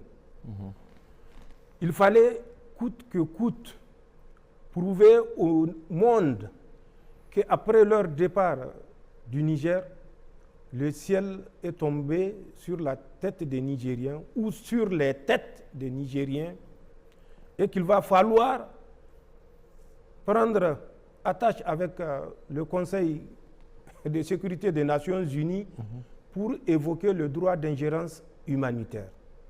C'est en ce sens qu'ils avaient crié à la famine, vous vous rappelez, il y a quelques mois, le long du lac Tchad. C'est ça. Ils ont annoncé que ça ne va pas, les récoltes n'ont pas donné. C'était juste du dilatoire. C'était pour s'installer dans le lit du lac Tchad. Ils ont annoncé au Niger, déjà du 20 au 26 juillet de cette année, que des éléments des forces de défense et de sécurité sont tombés dans une embuscade. 500 morts. Ensuite, ils sont revenus vers le 26 pour dire autant pour nous, nous avons révisé le bilan, c'était 200 morts. Récemment, vous avez suivi à travers ce qui s'est passé à Petelkoli. Petelkoli, c'est de la lutte informationnelle. Qu'est-ce qui s'est passé à Petelkoli? Ils avaient annoncé 100 à 200 morts parmi les forces de défense et de sécurité, une centaine de civils massacrés. C'était effectivement leur intention et c'était les intentions de leurs suppôts. Qu'est-ce qu'ils avaient planifié à Chatoumane? Les forces de défense et de sécurité assuraient la sécurité de ce marché de Chatoumane. Ayant constaté cet état de fait, les Français avaient organisé, équipé, je vous ai parlé du matériel qui a été acquis, les drones. Renseignez-vous auprès des populations. C'est ça le drame du Niger. On reste à Niamey, on écrit des articles sans s'approcher des populations qui sont dans la zone considérée. Les forces de défense et de sécurité fidèles à leur mission assuraient chaque jour de marché la sécurité du marché de Chatoumane. Les Français, à travers leur proxy, ont mené plusieurs campagnes de reconnaissance avec des drones. Demandez à la population. Je ne dirai pas au FDS parce qu'on va dire que non, les FDS ont été instruits pour donner la version. Mais approchez-vous des populations, demandez-leur ce qu'elles voient la nuit ou le jour. Elle vous le dira. Donc, ils ont conçu un massacre autour de Chatoumane.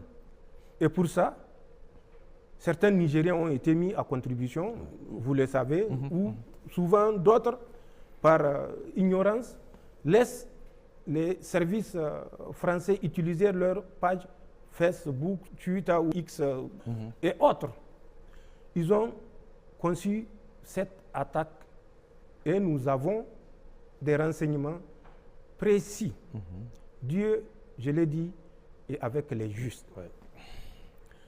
Dès que la colonne avait quitté le Mali, nos frères de la Confédération nous ont saisis. Avant même que la colonne ne quitte, ils nous ont saisis parce qu'ils ont mis la main sur un chef terroriste et qui a révélé plutôt le plan machiavélique qui est prévu pour Chatoumane et de façon globale Petelkoli. Il nous avait dit d'être en alerte les Français avec le groupe de soutien à l'islam et aux musulmans, je ne sais pas quel islam et quel musulman, puisque nous sommes des musulmans. Si ce groupe soutient les musulmans et l'islam, ce n'est pas des Français quand même qui vont lui dire de massacrer des populations nigériennes, burkinabées ou maliennes et qu'ils les massacrent. Tout à fait. Donc, c'est des mots. Revenons à Petelkouli. Nous suivons les mouvements de cette colonne. D'autres mouvements ont été observés du territoire du Burkina vers toujours cette zone de Petelkouli, puisque c'est une zone qui est assez couverte. Ensuite, des mouvements des terroristes qui ont quitté la région du W côté Tamou, la région de Torodi, pour faire jonction avec ces trois colonnes observées. Et la manœuvre était planifiée par les forces spéciales françaises. Elle consistait à encercler les forces armées nigériennes, ou de façon plus générale, les forces de défense et de sécurité qui assurent la sécurité de ce marché-là le jour du marché de Chatouman.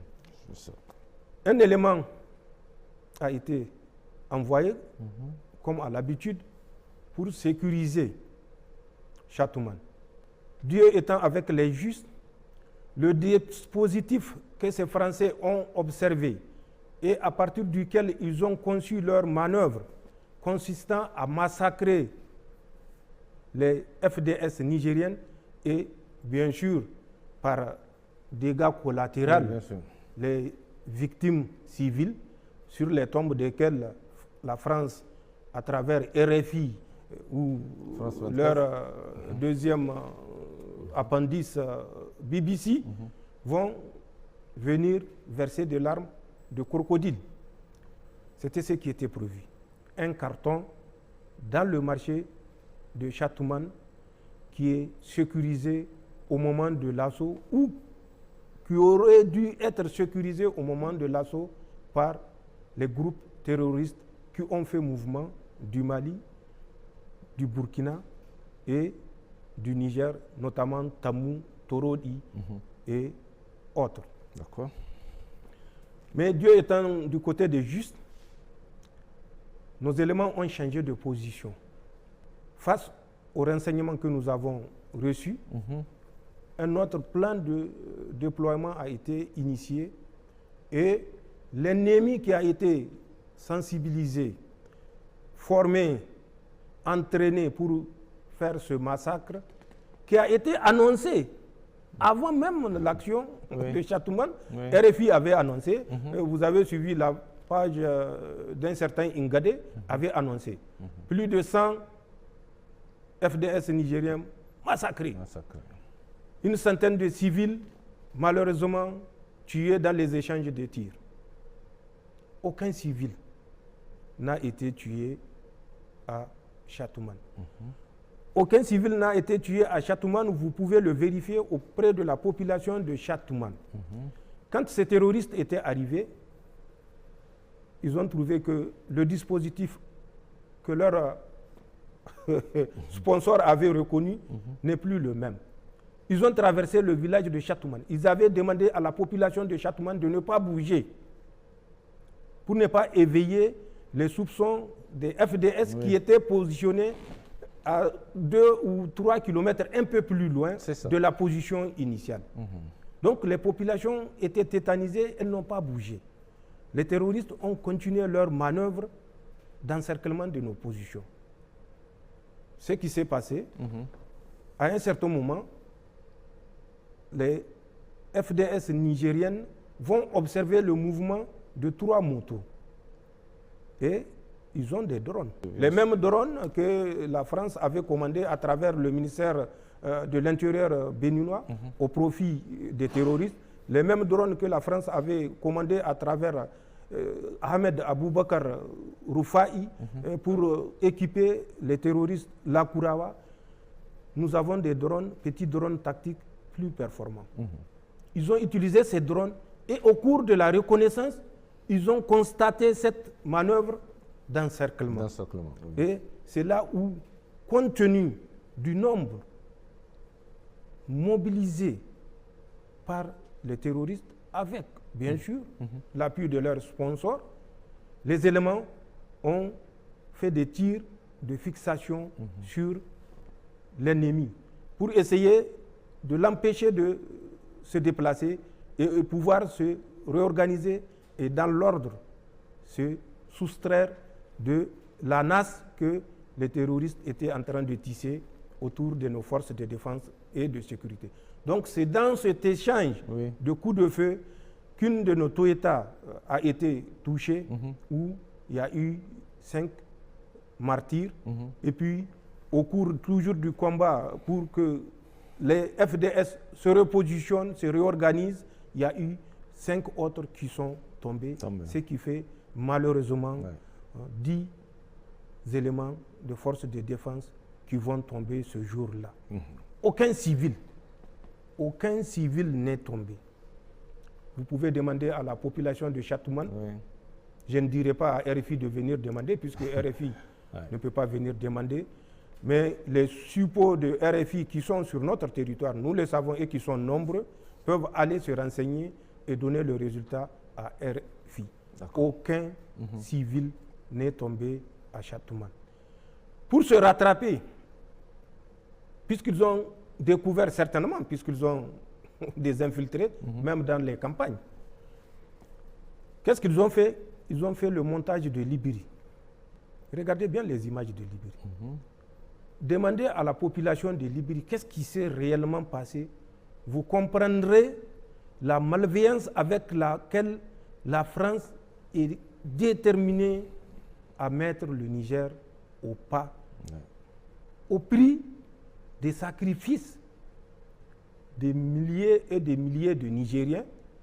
Malheureusement, comme ils l'ont réussi au Nigeria, je ne sais pas si vous avez vu une récente étude qui fait qu'à le 23 mai 2023 au 24 avril 2024, 600 000 Nigérians ont été tués par les mouvements terroristes. Plus de 2 millions ont été pris en otage, avec à peu près 3 milliards de dollars de paiement de rançon. Ces chiffres que je donne, c'est les chiffres du Bureau national de la statistique du Nigeria. Vous pouvez vérifier, et ils ont communiqué. 600 000 tués, 2 milliards 790 millions de dollars. De rançon. Exactement, de paiement de rançon. Et ça, c'est ce qui a été officiellement enregistré. Il y a des paiements de rançon qui se font à l'insu des autorités. Bien sûr. Ils sont nombreux. Donc, c'est pour vous dire, c'est cette même situation que la France veut créer au Niger. Nous n'allons pas nous taire et il n'est pas de notre responsabilité de nous taire. C'est une façon d'appeler les Nigériens à comprendre les enjeux, à comprendre ce qui se passe et à éviter d'être les porte-voix de la France néocoloniale. Le message que je lance aux compatriotes nigériens, c'est de continuer à garder cette flamme que nous avons allumée pour notre indépendance totale, allumée. Le message que j'ai envers les Nigériens et les autres peuples de la Confédération, c'est de continuer à prier pour que nos États restent debout. Aucune puissance, quelle qu'elle soit, n'est au-dessus de la puissance d'Allah subhanahu wa ta'ala. Le message que je lance, c'est un message de solidarité entre peuples nigériens et entre peuples de la Confédération. Prenons conscience des enjeux, prenons conscience du combat, prenons conscience de l'âpreté du combat, puisque c'est un combat qui sera âpre et dur, c'est un combat qui sera certainement dans le long terme, ce n'est pas un combat d'un an ou de 15 mois ou de 17 mois. Tout à fait. Que les Nigériens qui pensent que c'est le CNSP qu'ils attaquent en répandant des contre-vérités se ressaisissent et comprennent que s'ils sont tranquillement assis devant un écran de télévision en train de délivrer des absurdités, c'est parce qu'il y a des Nigériens qui ont accepté de se sacrifier pour qu'ils puissent se prêter à cet exercice. Par respect pour la mémoire de ces martyrs, que ces martyrs soient civils ou militaires, par respect envers leur mémoire, nous devons dire la vérité sans esprit partisan, ni clanique, ni malveillance aucune. Restons solidaires. Nous profiterons pour souhaiter bonne fête de Noël à tous nos frères nigériens et de la Confédération. Qu'ils restent vigilants parce que la menace est réelle, qu'ils restent vigilants lors des commémorations de ces fêtes de Noël et de fin d'année, puisque la malveillance est sponsorisée au vu et au su de la communauté internationale et de certains renégats et dirigeants malheureusement de nos pays africains. Restons solidaires, restons mobilisés et défendons notre souveraineté coûte que coûte. Le chemin a été indiqué par nos forces de défense et de sécurité. Le chemin a été indiqué par nos chefs religieux. Le chemin a été indiqué par nos vaillants peuples, alors que les renégats se tiennent pour dit. Le Niger, le Burkina, le Mali ne retourneront pas aux chaînes de l'esclavage. Nous nous sommes libérés et nous nous sommes définitivement libérés, Inch'Allah. Aucune pression, aucune menace, aucune injonction ne saurait nous ramener dans le juron du Niger d'avant le 26 juillet 2023 ou dans le juron de la Confédération ou de l'Alliance des États du Sahel avant le 31 juillet 2023, puisque précisément c'est le 31 juillet 2023 que la Confédération est née. Le 16 septembre, ce n'est que la formalisation de l'acte de naissance de la charte de l'Alliance de l'Iptako Gourma. Bonne chance à l'ensemble des Nigériens et des peuples de la Confédération. Restons vigilants, déterminés et fermes.